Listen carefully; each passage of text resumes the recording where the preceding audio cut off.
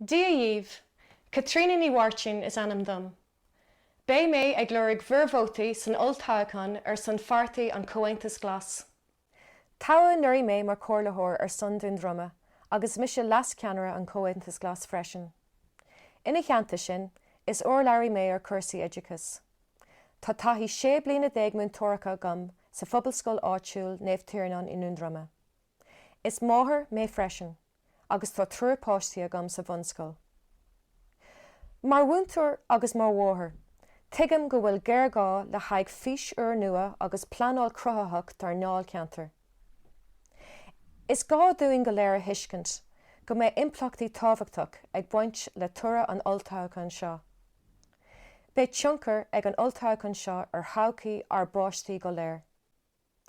A cairde, is nóric an scéala sa látá nniuan, go bhfuil líon na níní gan dídan ag méadú gan stad gan stéanú, agus Charlie agus páistí fágtha gan dóchas. Tá feibanna na tíre seo ina cúr túthal. Tá fís nua ag tastal, tá dearcha nua ag tastal, agus tá goth nua ag tastal, chun rudaí a chur na ceart agus fás agus forbairtí dhéanamh i gcúrsaí fostaíochta agus i neach éon slí. Tám ag súil go mór le búla libh go lua, agus mé ar mar camcuirt timpeall an ceantar ag olbhúd an olltáchán.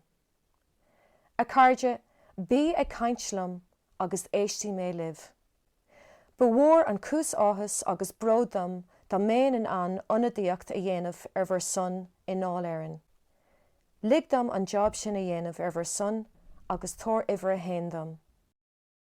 Míle buchas, bearbua agus bannacht.